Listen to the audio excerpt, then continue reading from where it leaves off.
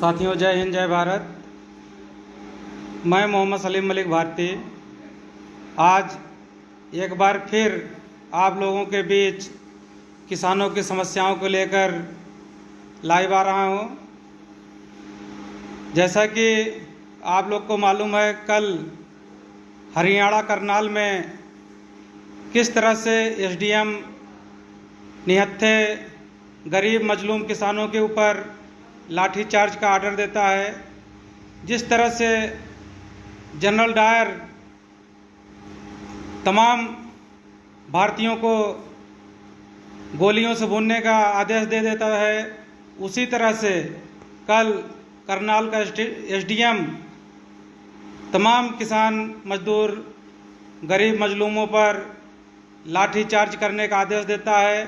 किसान गरीब लोगों का सर फोड़ने के लिए आदेश देता है और इन निहत्थे किसान भाइयों पर फोर्स के द्वारा सर फोड़ने का काम किया जाता है, जिसका हम पुरजोर विरोध करते हैं। और मनोहर लाल खट्टर के द्वारा जो किसानों का हनन किया जा रहा है, उसका हम पुरजोर विरोध कर रहे हैं। साथियों, जैसा कि आप लोग को मालूम है, विगत 2020 नवंबर से लगातार हमारे गरीब किसान मजदूर निरंतर धरना प्रदर्शन कर रहे हैं केंद्र सरकार के विरुद्ध। उसके बावजूद मोदी सरकार पर जू नहीं रेंग रही है। साथियों, बहुत ही शर्मनाक घटना घटी, जिसका हम निंदा करते हैं। आज पूरे देश में किसान मजदूर रोड पर है और निरंतर किसानों द्वारा प्रयास किया जा रहा है कि जो 3 काले कानून बनाए गए हैं, उसके खिलाफ सरकार की नीति टूटे और जो 3 काले कानून बनाए हैं उसको वापस लेने के लिए निरंतर किसान मजदूर भाई दबाव बनाने का प्रयास कर रहे हैं। लेकिन एक कुंभकर्ण के रूप में केंद्र सरकार बिल्कुल भी चेतने के लिए तैयार नहीं है। और कल हरियाणा करनाल में मनोहर लाल खट्टर की सरकार किसानों पर लाठीचार्ज करने का आदेश देती है, जिसका हम पूरी तरह से विरोध करते हैं। साथियों, बहुत ही शर्म की बात है कि लगातार 9 महीने से अधिक समय हो रहे हैं हमारे किसान भाई दिल्ली में निरंतर धरना प्रदर्शन कर रहे हैं।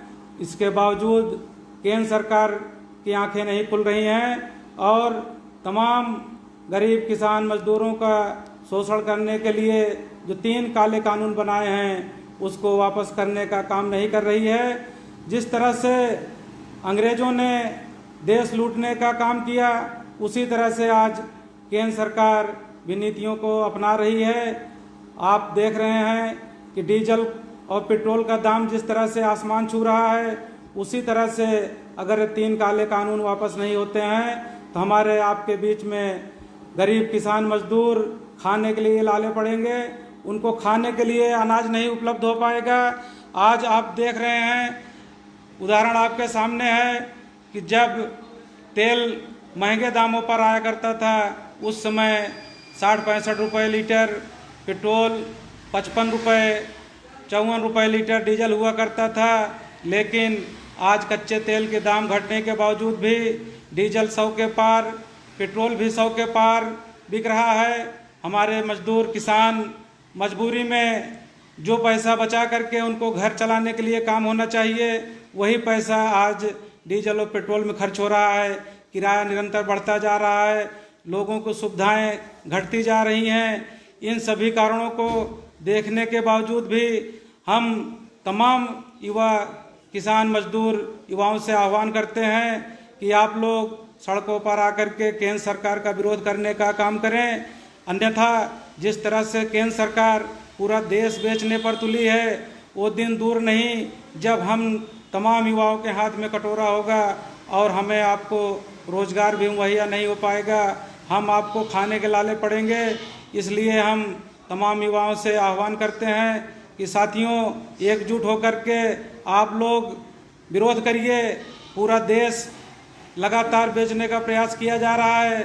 सड़कें भी बेची जा रही हैं, रेलवे भी बेच दिया जा रहा है, स्टेशन बेच दिए जा रहे हैं, हवाई जहाज, एयरपोर्ट, तमाम सरकारी संपत्तियां बेच दी जा रही हैं। तो आने वाले 2024 में हम जिस तरह से सरकार की रवैया देखने को मिल रहा है, ऐसा प्रतीत होता है कि जिस तरह से 1947 में हमारा देश आज़ाद हुआ था और अंग्रेज़ों ने लूट करके हमें एक नंगा देश के रूप में दिया था, उसी तरह से ऐसा प्रतीत होता है कि 2024 तक हमारे पूरे देश को बेच करके खोखला कर देंगे और 2024 में आने वाली सरकार अखिल भारतीय परिवार पार्टी को बहुत ही संघर्ष का सामना करना पड़ेगा।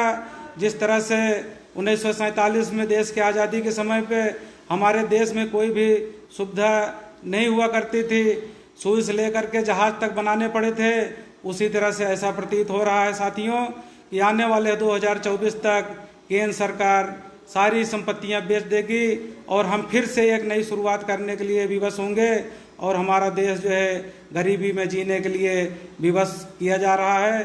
साथियों, और तो और किसानों को भी मजबूर और मजलूम बनाने का प्रयास कर रही है केंद्र सरकार।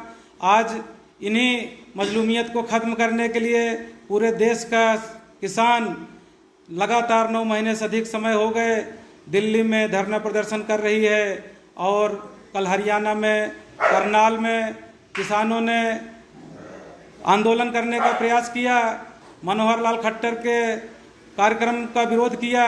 उस पर एक एसडीएम करनाल का आदेश देता है कि इन किसानों का सर फोड़ दो। ऐसा एक भी किसान नहीं होना चाहिए जो अंदर आए उसका सर न फूटा हो। इस तरह से आप लोग वीडियो देख सकते हैं कि आज कल से ही वायरल हो रहा वीडियो, उसमें एसडीएम खुद सिपाहियों को आदेश दे रहा है, अधिकारियों को आदेश दे रहा है कि ऐसा एक भी किसान नहीं बचना चाहिए जो अंदर आए और उसका सर न फूटा हो, सबका सर फोड़ दीजिए। इस तरह से जनरल डायर अंग्रेज़ों के शासन में किया था, उसी तरह जो है कल करनाल का एसडीएम करने का काम किया, जो बहुत ही निंदनीय है। इसका हम पुरजोर विरोध करते हैं और मोदी सरकार को हम आगाह करते हैं कि अगर 3 काले कानून आप वापस नहीं लेते हैं तो आने वाले 2024 में अखिल भारतीय परिवार पार्टी की सरकार बनने जा रही है। जितने लोग, जितने अधिकारी, जितने मंत्री इस करप्शन में, इस किसान के विरोध में जो भी डिसीजन ले रहे हैं, इन सभी लोगों से चुन चुन करके बदला लिया जाएगा और आने वाले समय में ये 3 काले कानून रद्द करके हम देश के किसान भाइयों के लिए, जो किसान भाइयों के हक में उचित होगा, उस तरह के कानून बनाने का काम करेंगे। साथियों, महंगाई चरम पे है। आप लोग से हम क्या बताएं कि आज डीजल और पेट्रोल महंगा होने के साथ साथ खाद भी महंगी हो गई। किसान भाई हमारे डाई और यूरिया डालने के लिए भी उनको जो है अधिक पैसे खर्च करने पड़ रहे हैं और यूरिया में 5 किलो वज़न भी कम कर दिया गया और रेट भी महंगा कर दिया गया।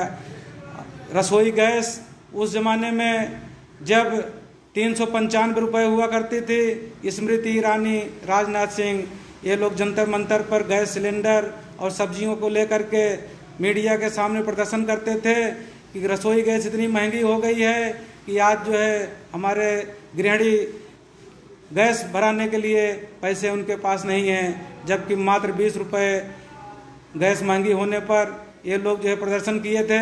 395 रुपये गैस होने पर प्रदर्शन किए थे। आज वही रसोई गैस 900 साढ़े 900 में बिक रही है, 1000 रुपये के ऊपर तक बिक चुकी है। इसके बावजूद भी हमारे देश के अंधभक्त आज भी मोदी सरकार की प्रशंसा करते हैं। उन्हें दिखाई नहीं दे पड़ रहा है कि इसी तरह से अगर महंगाई बढ़ती रही और 3 काले कानून रद्द नहीं हुए तो आने वाले समय में वो दिन दूर नहीं जब देश का युवा पढ़ लिख करके सड़कों पर पकौड़ा तलते हुए नजर आएगा और कटोरा हाथ में लेकर के भीख मांगने के लिए मजबूर होगा।